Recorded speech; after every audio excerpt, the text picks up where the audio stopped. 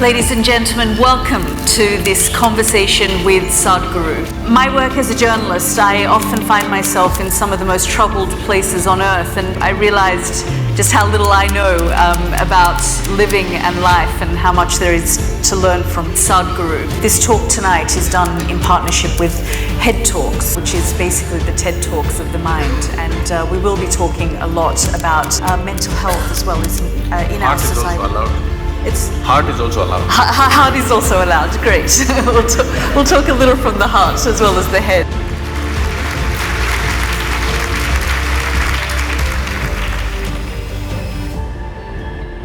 Seldom do we see this number of people turn out to one of these events queuing for hours beforehand.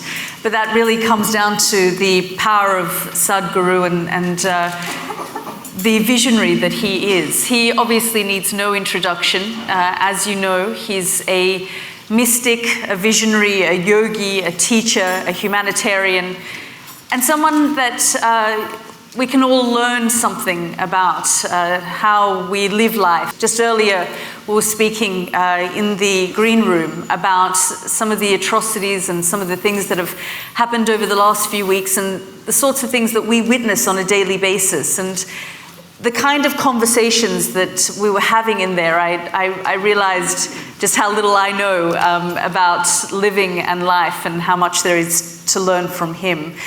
So I hope that you find tonight, in a way, something that you can take away from his words of wisdom. So I'll pass it on to Sadhguru.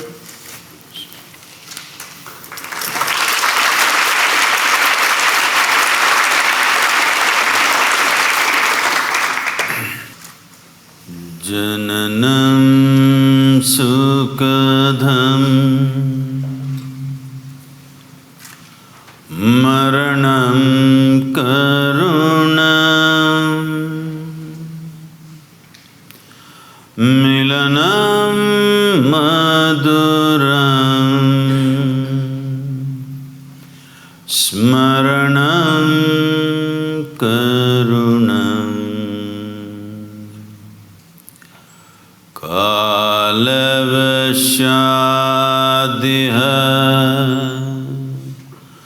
Sakalam Karunam Samayadipate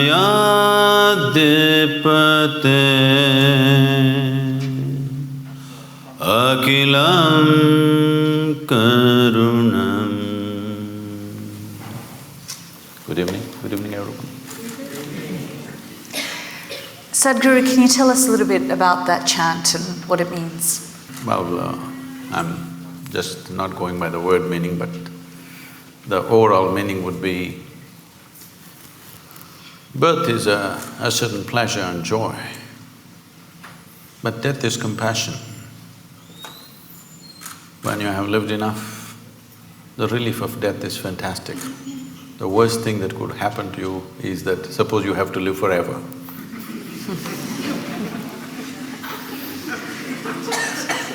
And what we are calling as birth and death is just a certain amount of time and a certain amount of energy in play. Time-wise, no matter who you are, what you are, for all of us, time is rolling away at the same pace. There's nothing you can do about it. You can't hold back a day. You can't hold back a minute. But our life energies are in our hands. If we take charge of this, then in a certain way, we have mastery over time. If your experience of life, by taking charge of your energies, you make it very intense, then how you live, if you live here for a year, it may feel like you live here for 100 years because of the sheer intensity of your existence. And also in terms of activity, if you organize your energies well, what somebody may do in 10 years, you may do it in 1 year. So in terms of impact, if you live 100 years, you lived 1,000 years. So essentially, we're talking about organizing that we can organize and coming to terms with that which we cannot organize. This is where the equilibrium of life is. You just said the worst thing that can happen is if you live forever. But what if that death is then imposed on you? So I go back to what happened on Easter Sunday in Sri Lanka and the attacks on various churches across Colombo, where 310 people were killed. I mean, what goes through your mind when you see this, I mean, some would say level of evil inflicted on man by man? Oh, we must understand, evil has always been inflicted only by one man upon another man, never by some other forces. It never happened like that. No hand jumped out of the sky and did any evil to anybody ever in the history of humanity. It's always one person doing something horrible to another person. This could be done for economic reasons, this could be done because of egoistic reasons, this could be done because of wealth, property, so many things. But if we have a fight for something, let's say we are fighting for this flower vase, you and me. At some point if we fight enough, either some wisdom will arise in you or me and say, okay, you keep it, but I don't want this nonsense going on forever. It'll come somewhere. But when people believe that they're fighting for their gods, there is no compromise. This is what we need to understand. You cannot compromise when you're fighting for your god. If it's property, I'll give it away. But I'm fighting for something about which there is no question of compromise. So we need to understand this. It's not when events happen like this, terrible events like this happen, everybody for a few days they will feel all this and then they'll go about their normal business. We must understand the moment you believe something and I believe something else, it's just a question of time when we are going to kill each other. Maybe we will, or maybe our children will, or maybe their children will, but it's bound to happen. When you believe something, when you believe means just this, what you do not know you assume and you concretize this assumption in your minds and you gather numbers. If these 1,000 people here all believe one thing, and when we step out on the street, if they all believe something else, inevitably there's going to be a clash. It's just a question of time. How do we deal with this though? So, you have set up the menu, but you're surprised when it gets served on your table. Why are you surprised? It is bound to happen. It's bound to happen. All this talk about just adjusting and, creating a little bit of peace here and there is not a solution. One fundamental thing that we should do in the next 25 years, if we are really concerned about the future of the world, because the day of the sword is over. Now it is a day of a deadly button which can do things that you can't imagine ever. Those kind of things it can do. Well, these deadly buttons are being spoken about on a regular basis these days in various places. So when this kind of capability is there, it's important in the next 25 years, we have to establish in the world, your religion is your personal pursuit, do whatever the hell you want. But it cannot be a national or global agenda. This must be set 100%. If we don't do this, we are not looking at just a few churches exploding or somebody shooting in the mosque or something else. You could have nations exploding into bits. A large part of humanity can go into bits because that's the kind of empowerment we have in terms of technology. It's not like you'll take your sword and kill 100 people. You're going to just take away millions at a time. So when this kind of empowerment is there, these kind of rudimentary beliefs, when I say rudimentary belief, I'm just saying, you believe something that you don't know. Let's understand the word belief first of all. I'll ask you a simple question, is it okay? Am I too abrasive for you? You said it's head talk. Suppose I ask you right now, how many of you believe you have two hands? Please raise one hand. Do you believe you have two hands or do you know you have two hands? No. If I start an argument with you that you don't have two hands, and if my argument becomes too powerful, one slap in the face and you know you got hands. So with hands you know. There are so many things you believe. What does it mean? It simply means things that you do not know. You are not sincere enough to admit what I do not know as what I do not know. Because you've not understood the immensity of I do not know. Only when you see I do not know, the longing to know, the seeking to know and the possibility of knowing becomes a living reality. Otherwise, everything I do not know, I just assume. What is the point of that? The moment you assume and you gather 1,000 people who assume the same things, and I assume something and I gather 10,000 people who assume the same thing, clash is inevitable, believe me. But it's easier said than done to say, well, in the next 25 years we need to get out of this mindset. Well, never before this was possible. Today we are sitting here just talking to 1,000 people, but you know that today we have means, what we speak here, we can make it reach the entire humanity. This was never ever possible. Many fantastic human beings have come, but what they could do was minimal, because when they spoke, hardly 10 people heard. Today you can sit here and speak to the entire world. When you have this capability, how come you say you cannot transform the world? We can. It is just that, are we committed to making it happen? I was just talking to somebody who was some kind of an expert on the internet. That's when I started going on YouTube and everything. This is about 12 years ago. I was talking to someone in United States who is some kind of an expert on the internet affairs. So I've never gone browsing or anything, I'm just busy with what I'm doing. So I just asked, what are people looking for hours on end they're on this net? So he very casually says, Sadhguru, about 70% is pornography. I said, what? He says, yes. I didn't want to believe him. I said, this is not possible. It can't be 70%. Maybe some people are looking up something. But then I check with a few other people. Everybody says 70% of data is pornography. And they tell me, every year some 1.2 million children below 15 years of age are being sold on internet. What's wrong with us? I'm saying, when such a tremendous tool of technology comes to us, we want to sell our children? Is this how we use it? We want to change this. That's why I'm loud in the last 10 years, out on the internet. Do you think, though, that technology is a good thing or a bad thing? Technology is neither. The beautiful thing about technology is, if you learn to use it, it works for you. But who you are will decide how you use it, isn't it?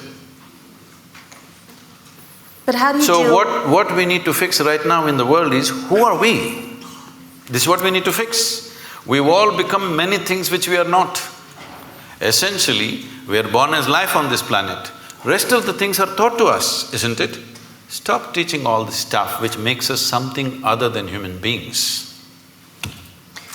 I mean, you can say this as Sadhguru, but how do you deal with a 15-year-old who spends 6-7 hours of their day on a phone, which then impacts their mental health, their state of mind? See, being on the phone need not necessarily impact the mental health. But what is on the phone? That's a question, isn't it? Right now, at least in India, whatever they may be looking for pornography, but Sadhguru pops up.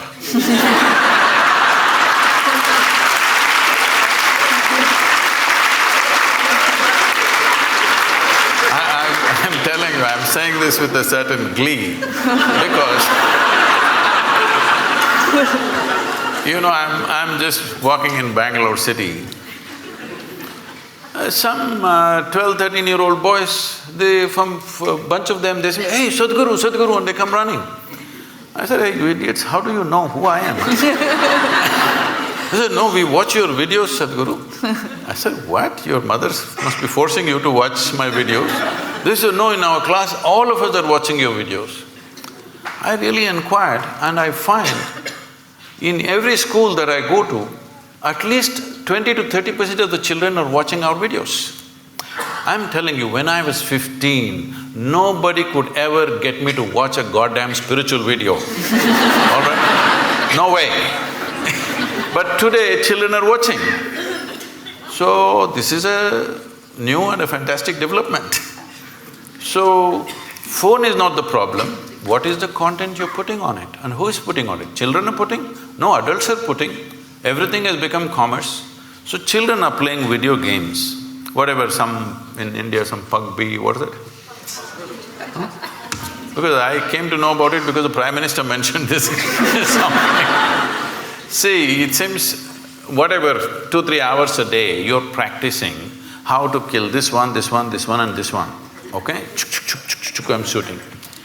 When I am 12, 13, it may be okay. When I become 18, don't I want to get a little real? Am I happy just shooting them on my phone? I would like to really shoot them, please understand this. You think I will be satisfied just shooting people when I think it's the right thing to do? Whoever appears, I shoot them on the phone. You think my instinct of wanting to shoot people that I see will be satisfied just on the phone? You are living somewhere. It's not reality. So when we are putting our children through this, and we think they are violent, they are wrong, no, this is the kind of content you're giving them. Can't we change the content to whatever extent we can? I mean, but there are a lot of studies that have been done that the internet is causing a lot of angst for young people. See, these studies goes on about everything. What is not causing angst, tell me? Everything is. And these studies keep changing all the time. Yes, there is some kind of impact of a screen time because of the type of light it emits. People lose their ability, because they're going on this late night, they cannot sleep properly. Because they cannot sleep properly, next day morning there are many troubles. All these things are rolling up. Today in United States, they have technology de-addiction centers, where like AA or something, they have technology de-addiction centers where people go there, and it's a big thing that you can live without a phone. It's a huge achievement that you kept your phone away for whatever number of days. So, technology is not the problem. Compulsiveness is the problem, isn't it? If you're compulsive, even the food that you eat, if you eat compulsively, won't you get sick? So for compulsiveness, there's only one cure, consciousness. There is simply no other cure. You can make adjustments. Can I say a joke? Is it okay? Please, of course.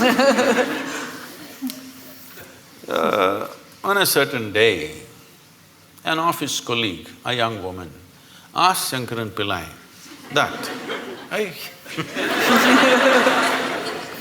that if she could get a lift in his car. So, he took her in the car and he was driving. When it got a little lonely part of the road, he pulled the car aside and he suddenly became like an octopus. That is, his limbs were all over her. She pushed him away and said, "You fool, what are you trying to do? I thought you were a decent fellow and I came with you." He said, "I'm sorry, I quit smoking."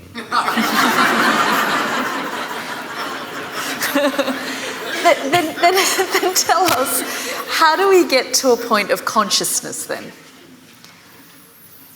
How do we not take our impulse from smoking to something else? See, we are misunderstanding consciousness as just mental alertness. Mental alertness will help you to survive better. Consciousness is not about that. See, you know that you exist right now only because you're conscious, isn't it? You are conscious right now. That's why you know that you're here. Suppose you fell asleep. You don't know that you exist, isn't it?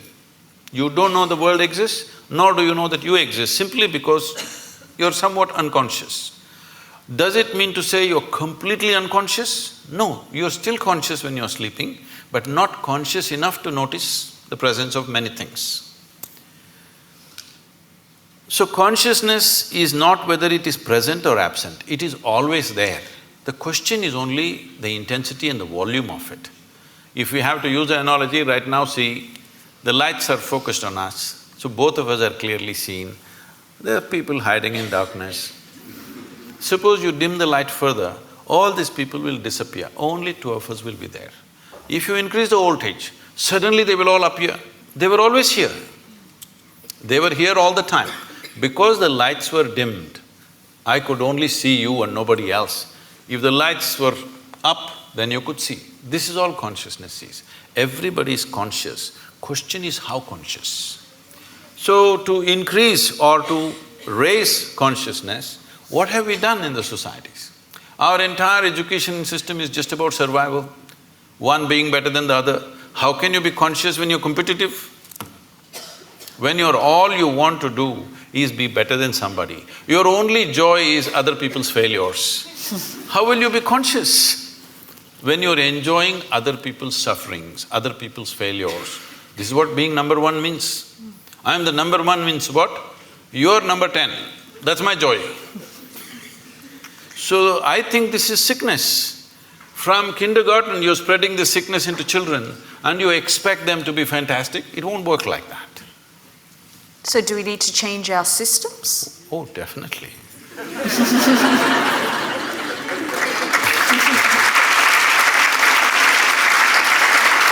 See, right now, it is anyway going to change in the next 5 to 10 years, not because people are going to become conscious, simply because of artificial intelligence.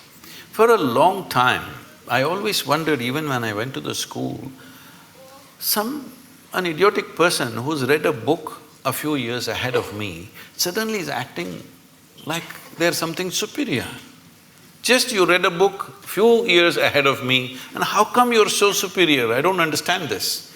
If you're a scholar, you read a few books. If you're a religious person, you read just one book and somehow you're superior.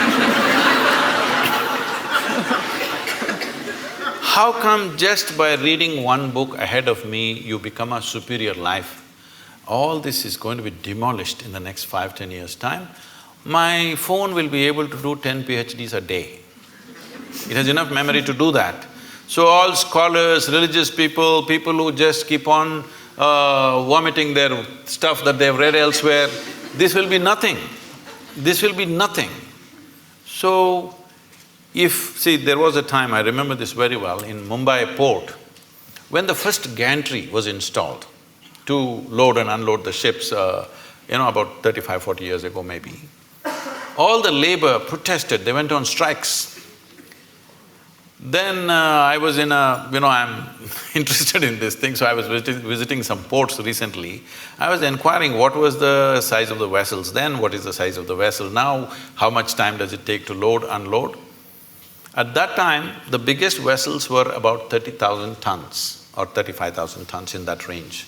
Today, most of the vessels are over 100,000 tons, some of them are 250,000 tons. But at that time, they were taking 26 to 28 days to unload one ship. Today, they unload a ship in less than 24 hours and they're unloading 12–15 ships at the same time. That is, in one day, 12–15 ships are unloaded. Why? Because from man's muscle, we move to machine. Right now, all the professors, scholars, all of them are crying, what will happen to our jobs? It's the same situation. What you could do with your intellect, a machine is coming which can do better. My first brush with artificial intelligence, as I saw it, was when I was 13 years of age. Today's children, everybody is on the iPads and screens all the time. When I was 13, for the first time, I saw a flatbed calculator. So somebody brought it to school, I had never seen anything like that. They said multiplication, tuk, tuk, tuk, tuk, tuk, tuk, tuk, tuk, tuk. Just came.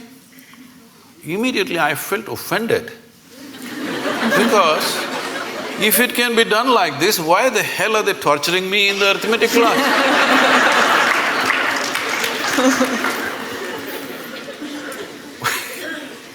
So then I imagined if there was a calculator for physics, chemistry, biology, everything, how wonderful. It took 50 years, now it's coming.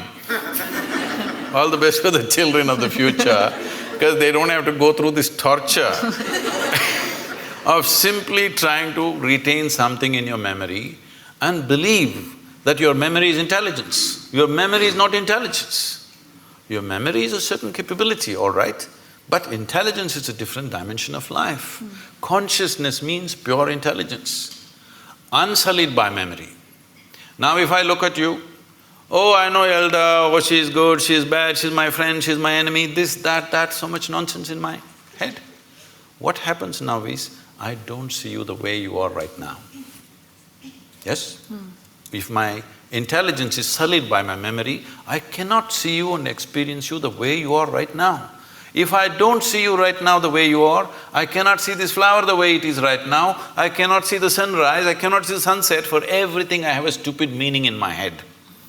There is no meaning in the phenomena of life. There is no meaning to sunrise, there's no meaning to a flower, there's no meaning to a cloud, there's no meaning to anything.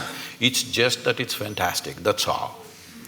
Meaning exists only in the psychological framework of the human being, and these meanings are simply because we are constantly dipping into our memory. In traditional terms in India, when we see people living out of their memory, we say, ayyo karma. That means past memory is ruling them, they will never experience life, they will just recycle the same stuff. Is it possible to shed or leave behind memory? I'm sorry? Is it possible to shed or leave behind your memory?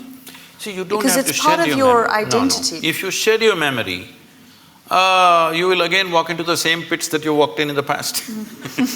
Memory is not to be shed, it needs to be carried little loose, that it is not sticking to you all the time. See, your entire body right now is just memory. There is evolutionary memory, there is genetic memory, there is karmic memory, there is conscious, unconscious levels of memory, articulate and inarticulate levels of memory. In yoga we identify your existence as 8 dimensions of memory. This whole thing is memory, isn't it? See, you may not remember how 10 generations ago your great-grandmother looked like, but her nose is sitting on your face. Body remembers, isn't it? 100%. It doesn't matter where you go, what you do in your life, this body retains every bit of that memory, isn't it? So, this existence is memory, but do you want to use this body and this bank of memory that you have in your mind as a platform upon which you sit, or do you want to carry this on your head? This is the difference. Being conscious means you sit on this platform. Being unconscious means you carry it on your head, the burden of it. You mentioned artificial intelligence. Are you worried about the future? No, this is the best time for me.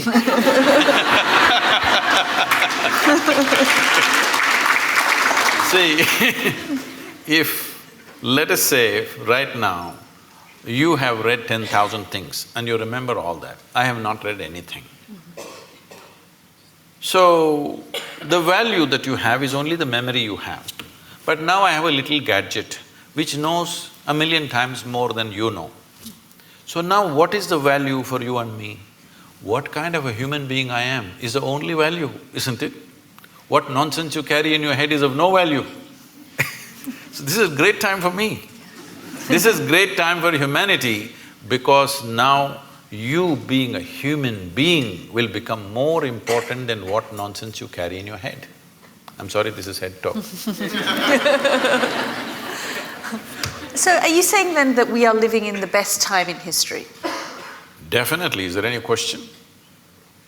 Never before human survival was as well organized as it is today.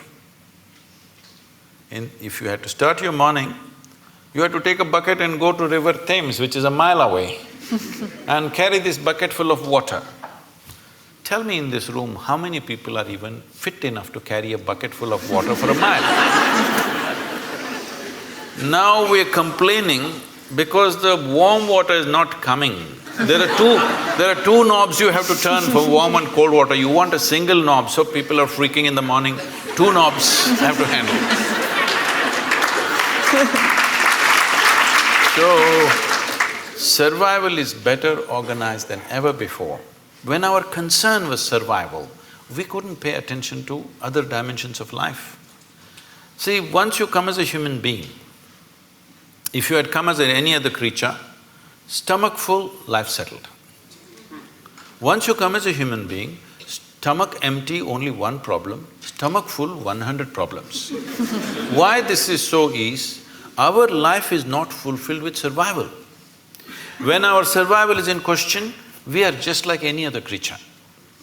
Only when survival is fulfilled, the dimensions of being human kicks in into our experience.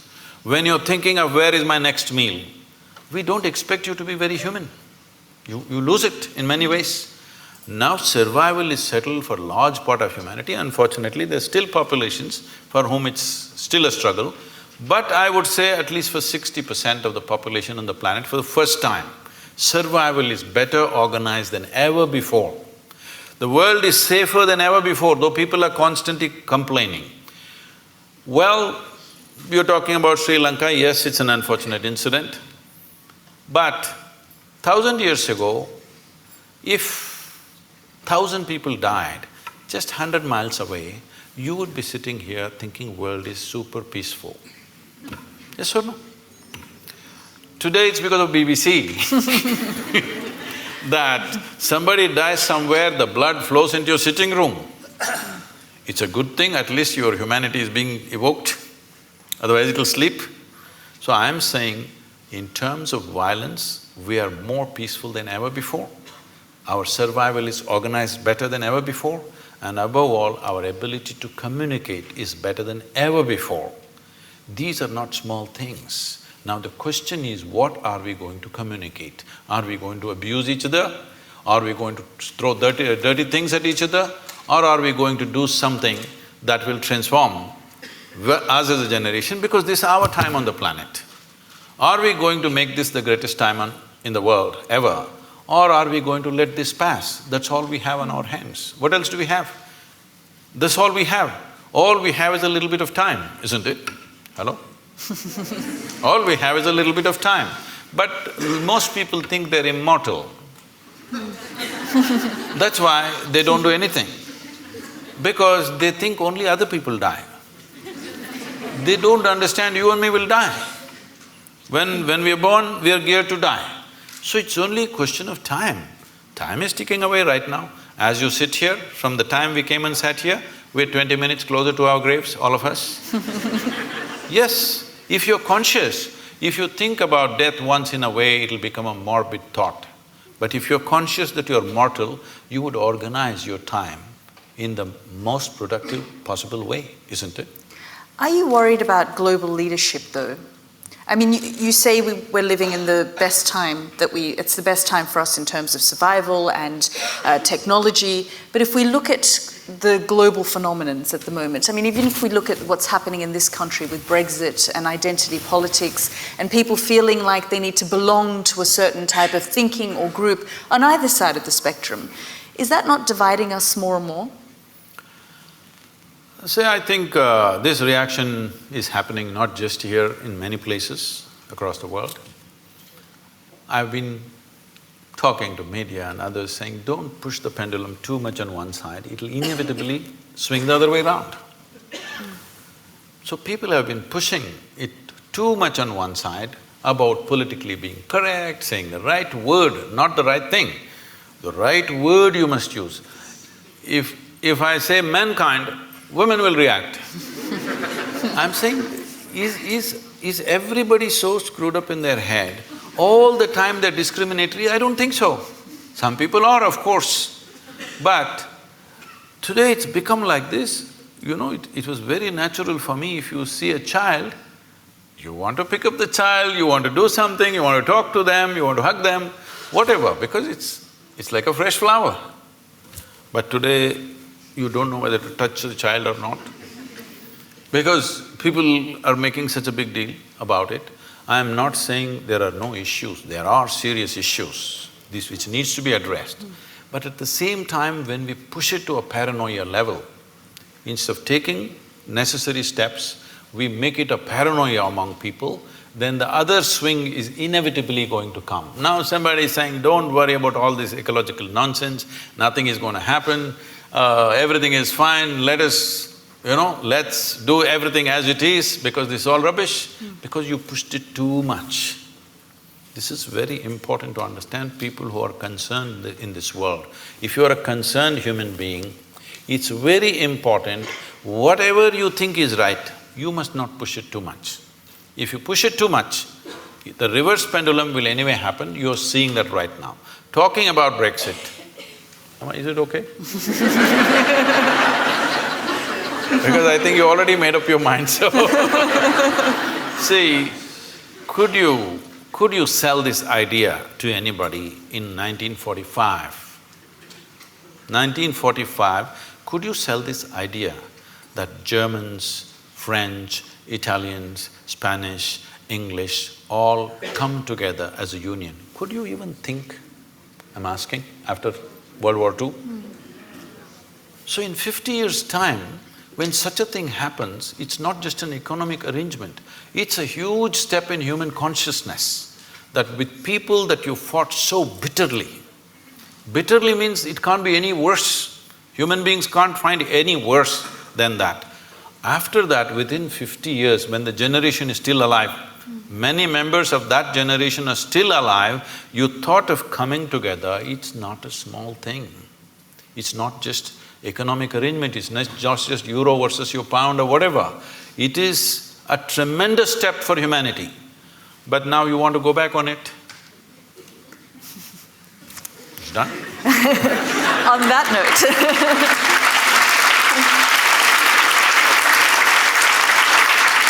On that note, I just want to open up to the audience and give you a chance to ask some questions from Sadhguru. Just stand up, introduce yourself, and we'll start here on the front row. I'm Meenakshi and I work in technology, Sadhguru. So thrilled and privileged to be here, feeling blessed. Thank you. My question is that in Kali Yuga, is it possible to take the Advaitic meditative route to try and get in touch with your consciousness without a guru and the guru mantra? Or should one pursue Namasmaran and Bhakti Marg as the way one tries everything but is flapping in the wind? See, you're a technology person, and I'm asking all of you. Well, each one of you may have your own religious beliefs or whatever, but please look at it sincerely. Your belief is only to a point of convenience, isn't it so? Are you willing to believe to such an extent? You have children? Children? Yes. So, are you willing to leave the future of your children in God's hands and leave it, just do Nam Smaran and leave them on the street? Because, street is also in God's hands, right? Are you capable? No.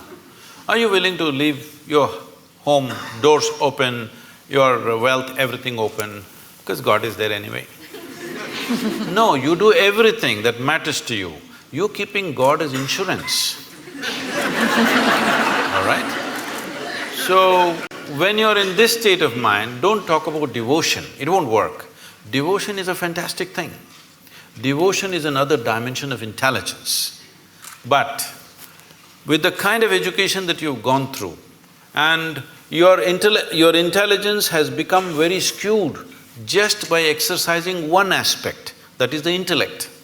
Right now, our education systems are exercising only one dimension of your intelligence, that is just the intellect. If I ask you a simple question, would you want your intellect to be sharp or blunt, all of you? Make a choice, I'm going to bless you. So you want it sharp. So essentially, it's a cutting instrument. So let us say you have one knife in your hand and you want to do all the activity of your life with the knife. Well, you can cut things well with a knife. But if you want to stitch your clothes, you use a knife. You will inevitably be in tatters, isn't it? That's all that's happening today. Because you're exercising just one dimension of your intelligence, which is the intellect, which is a discriminatory, sharp instrument which slices open, dissects things. Now, I want to know something physical, I want to dissect it. Now I want to know you, shall we dissect you? Is that the way to know you, I'm asking?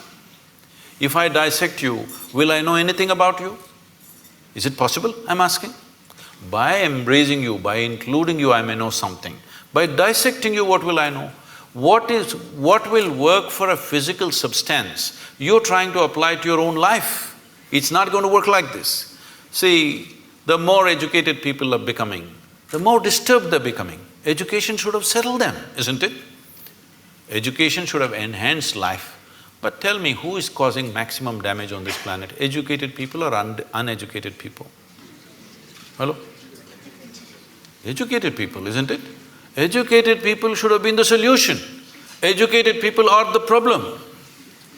Simply because we are using a knife for everything. If you wonder this thing, there was a time when I was crisscrossing India on my motorcycle. So one whole night I've been riding. I'm somewhere between Madhya Pradesh and Uttar Pradesh, I don't know which state, somewhere around there in the border. So early morning around 6:30, I end up at a tea shop. Full night I've been riding. Then, people who ride motorcycles, they will know one problem is always that every 500 kilometers those days, the chain will become slack. So you have to take off a link and put it back, tighten the chain. This is a very easy job, but it's messy because of the grease and stuff, your hands will become messy. So I'm just about preparing for breakfast, I'm not willing to mess. Then I see on the opposite side a shack which says Mubarak Mechanical Works. Then I see a young boy there and I say, "Hey, can you tighten my chain?" He said, yes, full enthusiasm. Then he goes inside and brings his tools. What he brings? He brings a chisel and a hammer. Then I say, "What you going to do with that?" He said, "Yeah, I can do it." I said, "Wait." Then I walk into his garage and look, only what he has is chisel and hammer. He can fix it, but after that, that's the end of it. So right now, this is what you're trying to do. You're trying to fix everything with the sharpness of your intellect. You will become a mess. The more you do it, more mess you will become. Only satisfaction you have is, you know words and things that other people do not know, but you are a total mess. Yes, because the other dimensions of intelligence have not been opened up in this society, largely. Not everybody, but largely. There are no systems to open up other dimensions of intelligence. So when we say devotion, we're talking about a completely different dimension of intelligence. Devotion is not about belief. Devotion is not about going to a temple, church or mosque. Tell me, is there anybody in this world, either in sport, art, music, business, spirituality, whatever, has anybody done anything significant without being absolutely devoted to what they're doing? Has it happened? So devotion is another dimension of intelligence. If you exercise that, life will be very beautiful. But it does not mean that you can simply believe that devotion has become deception because it's a deal. Right now the deal is like this, "Dear God, I will give you 10 pounds, will you give me million?" I'm saying, when there's not a single idiot on the streets of London who is willing to make such a deal, how come the source of creation is willing to make such a deal with you? So what do you think of organized religion then? I generally don't think about it.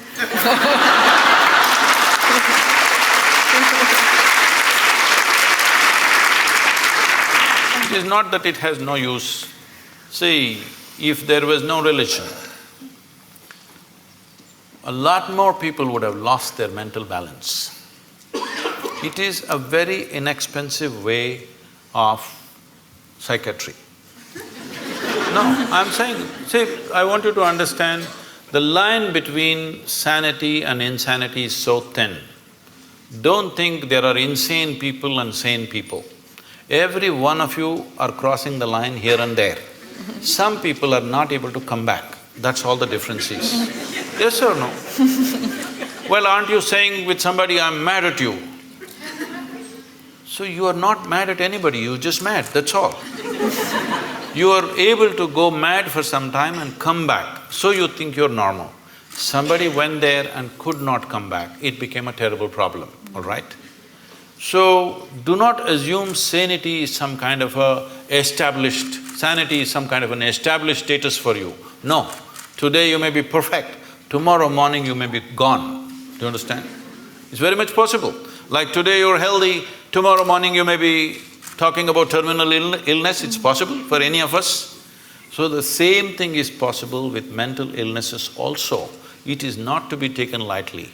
But I'm talking about not exercising different dimensions of intelligence in a human being.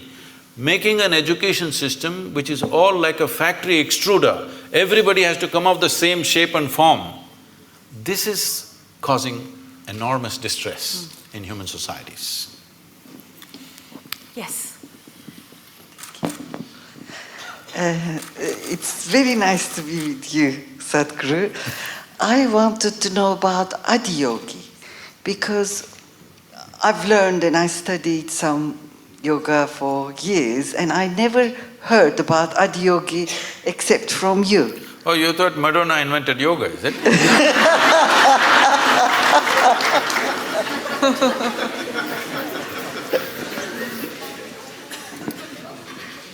The word Adiyogi means the first yogi. We don't know the exact time, but it's somewhere over 15,000 years ago.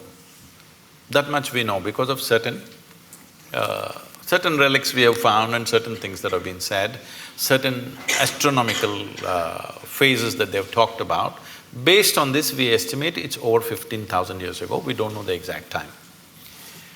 So the significance of Adiyogi is this: for the first time, for the human beings, he said, if you are willing to strive, you can cross all the limitations that nature has set up for you. Only thing is if you're willing to strive. And above all, the most important thing of this is, he's the first one. I don't want to take the credit away from the English people. Charles Darwin spoke about evolution about 150 years ago. You had a 200th birth anniversary recently. So, Adiyogi spoke of evolutionary process over 15,000 years ago. He spoke in a different language. When they asked how life happened, what is its beginning, what is its end, when his disciples asked him, he said, the first form of life was fish. Second form of life, he said, is a turtle, of amphibious life. That means life is moving out of water, finding its way on the land. You Indian people know about the 9 avatars. The next one is an animal, usually it's called a wild boar because wild boar is supposed to be the most physical creature among the mammals. So he says, it's a wild boar. Next one is half man, half animal. Next one is a dwarfed man. Next one is a full-fledged man but emotionally volatile man. Next one is a peaceful man. Next one is a loving man. Next one is a meditative man. The next one, which is yet to come, is supposed to be a mystical man. That could be you. Because if you pull out a small thing in your hand and start speaking to somebody in India or America, you're quite mystical. If you only… Yes. I'm saying, if only you had a phone 100 years ago, you could claim you're God and people would have believed it. Yes or no? So, he's not talking about individual people, he's talking about different stages of evolution. If you look at what Adiyogi spoke, in many ways it runs absolutely parallel to what Charles Darwin spoke 150 years ago. So he spoke about evolution and he said, till now evolution happened without your consent. Now you have the privilege to decide how far you want to evolve. This is he said, this is the most significant aspect of being human is this, that you decide your evolution. When you were a monkey, it's not my statement, it's Charles Darwin, okay? When you were a monkey, you did not decide, I want to become a human being. Nature just pushed you on for whatever reasons. But now that you're a human being, now you can decide what kind of a human being you want to be. This moment you can be like a brute, next moment you can be godlike. Both are possible for you right here. So he said the most significant dimension of being human is you determine your evolution. This is the only creature on the planet who has that freedom to do that. He said this is the most important thing, and he gave 112 methods through which a human being can evolve to their ultimate nature. So that's why Adiyogi. Namaskaram, Sadhguru. I would like to know about science of consecration, and if I'm worthy of knowing it, how do I go about it? Oh. Well, we must congratulate Yalda, because in the next 3 weeks she will be a mother. Thank you.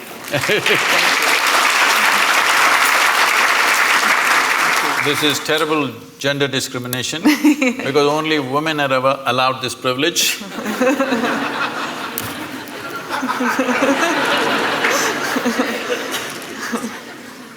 So, she was talking to me about how she's conscious when there is a situation in any place, given place, without any logic to it, conscious of certain energies and how different people and different forms and different spaces impact you. So the science of consecration is just this. The best material to consecrate is a human being. Because of all the physical forms on this planet, this is the most evolved physical form. The easiest thing to consecrate is a human being. But the problem with the human being is, every few minutes they'll make a U-turn. You can consecrate them right now, by tomorrow morning we don't know.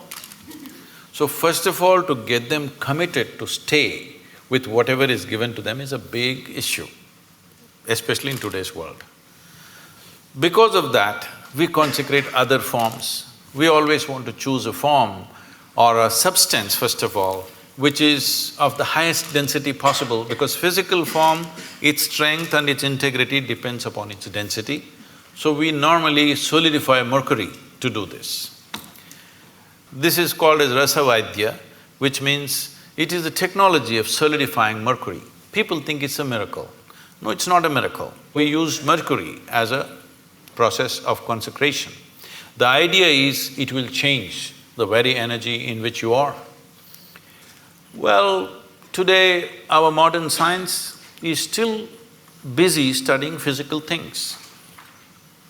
Everything physical about you has been gathered from outside, isn't it so? Hello? What you call as my body is just a piece of this planet. You slowly gather it by the food that you eat. So if everything physical about you is just something else, not you, what you gathered cannot be you. What is you? Definitely there is a dimension beyond physicality. If you ignore that, there's simply no life. But right now, still the logic, the human logic which thinks it is scientific is still at this level of logic that except what I can measure on the instrument does not exist. So actually all of you do not exist because you cannot be measured. This happened to me. I don't subject myself to these indignities anymore. Way back, because of some obligation, I was in some institute, they said, we want to measure your gamma waves. I didn't know I had gamma waves. They said, no, there are gamma waves in your brain, we will measure it. So they put 14 electrodes into my body and they said, meditate. I said, I don't know how to meditate. They said, you teach everybody meditation. Yes, I do, because they don't know how to sit still. If you want, I will sit still. But this is the whole problem. Their problem is they want what kind of meditation? They want a name and the process, and they want to measure the result. So I am not going to give them that pleasure. I said, if you want, I'll sit still. So I simply sat. After about 20 minutes, with some metallic object, they're hitting that funny place in your elbow, where it hurts most. Then I thought it's part of their experiment and I sat there. Then they're hitting my ankle, my knee. It became quite consistent and painful. Then I opened my eyes and said, am I doing something wrong? Why am I being beaten? They said, no, according to our instruments, you are dead. I said, this is a great diagnosis you have. But then they thought through and they said, no, it looks like your brain is dead.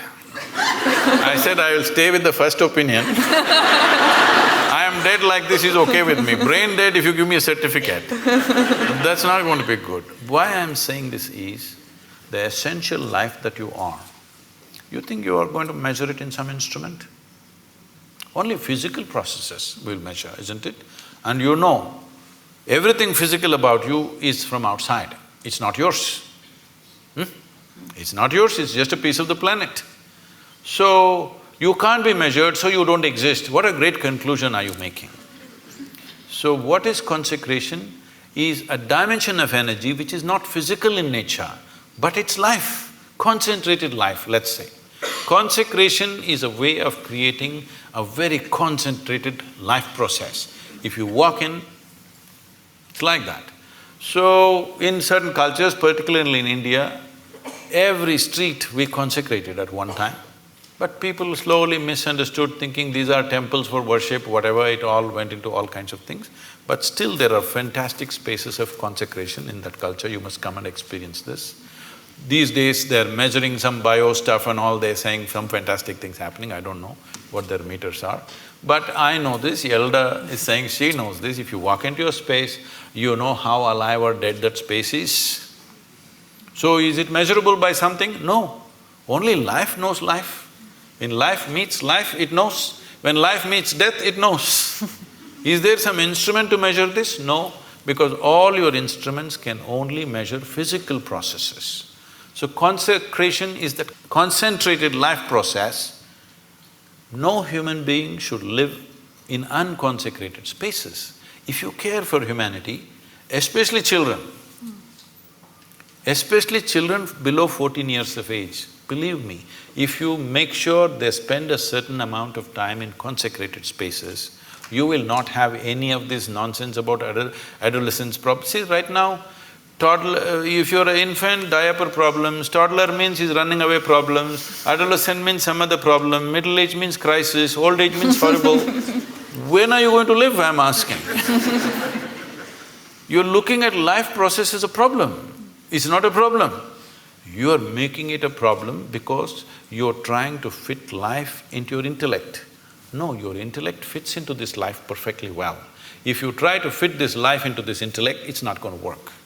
So consecration is a dimension and a science and a technology with which you concentrate life in such a way, if you walk in, your whole energy system bursts forth. You will see we have created spaces like this. If people just walk in, sheer intensity, simply tears start flowing. They don't know why. Simply the intensity of the place, simply tears start coming. You must every day, your cheeks should be washed with tears of love, joy and ecstasy. If this doesn't happen, you're not living yet.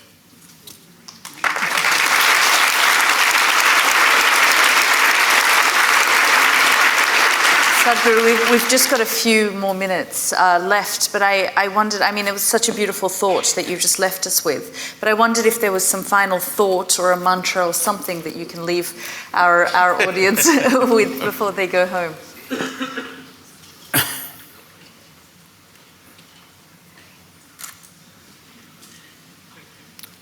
Say, this is what I would like to change. To learn ABC, just 26 alphabets in English language. If you come to Tamil language, 212 alphabets, at least it's complicated. Only 26 alphabets. Tell me, how many years did you spend just learning the alphabet and learning to use it?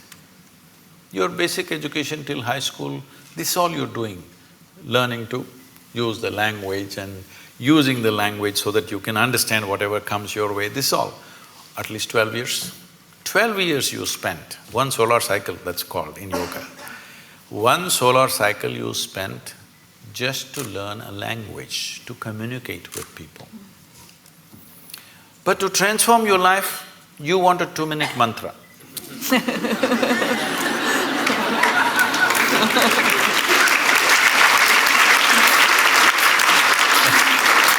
That is what she was trying to say, because certain people told you that if you just utter this so many syllables, everything will be transformed. I'm not saying it is not possible.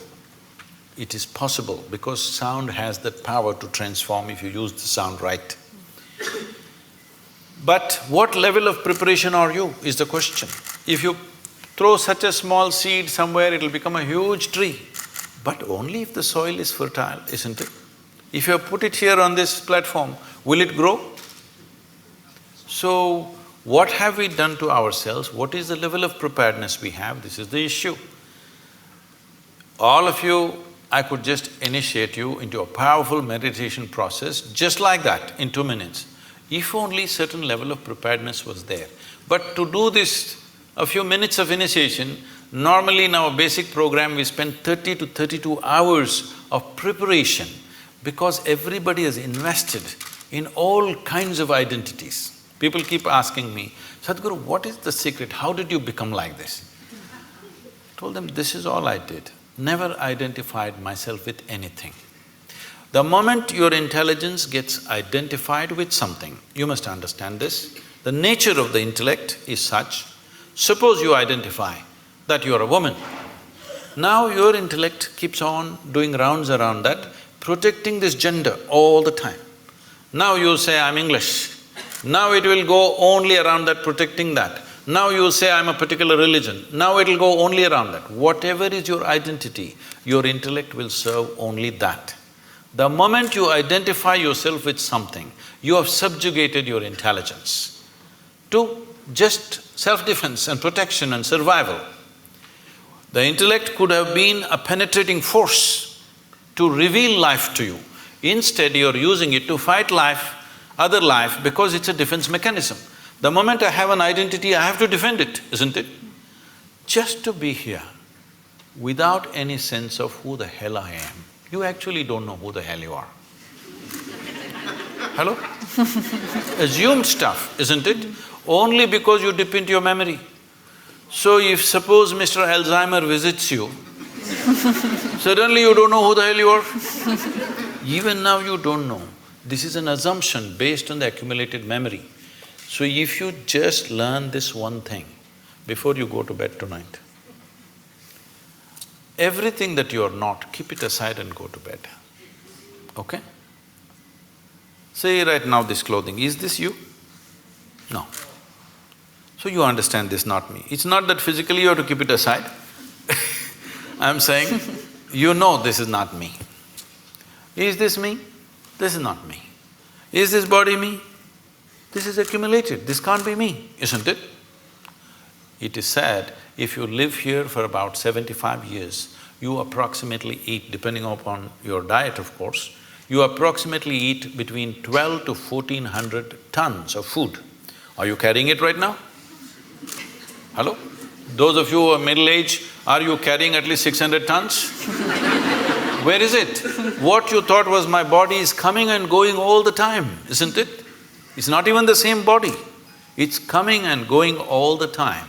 So this is not me, if you keep it aside. All the impressions that you have gathered, you also gathered from outside. Keep that aside. Everything that's not you, just keep it aside and go to bed and see if you can just be little conscious till that last moment, till you fall asleep. Most people don't know when they fall asleep. Most people. When I say most, I'm being generous with percentages, 99. If you make a little effort, just a little effort, a few days, if you make an effort to stay conscious till you fall asleep, you will see you will wake up like a newborn baby every day. And it's important. Why I'm saying a newborn baby, where Yalda will have this experience in a wonderful way, you will see the baby. What do you think he's trying to do? He's drinking life. You become like that. Why? Because you're just living in the capsule of your memory. You think you already got it. If you got it, you must be dead, isn't it? So people are practicing death in installments. See, if you're really super alive, it's fantastic. If you're dead, it's good. But if I want to torture you, what will I do? I will not kill you. I will make you half alive. That's torture, isn't it? This is what is self-inflicted for most human beings right now. They're keeping themselves half alive and they're wondering why life is such a torture. I just asked a simple question about a year and a half ago when I was in London. I was speaking to a very prominent group of people. I asked, how many people in London city can sit in the evening peacefully, even without a glass of wine. They clearly said less than 1%. So, to be healthful, you need a chemical. Today, 70% of the people are on prescription medication of some sort. To be peaceful, you need chemicals. To be joyful, you need chemicals. To be ecstatic, of course you have ecstasy. I'm saying for everything, if you need chemicals from outside, this is not a moral issue for me. The concern is this: if 90% of the population is doing chemicals to be healthful, joyful, peaceful, everything, the next generation that you produce will be less than you. This is a crime against humanity. Next generation should be at least one step ahead of us. But if you produce a generation which is behind you, you're seeing this. You're beginning to see this everywhere. If you produce a generation which is less than you have committed a serious crime against humanity. This will happen in a big way if we don't go off chemicals, both prescribed and otherwise.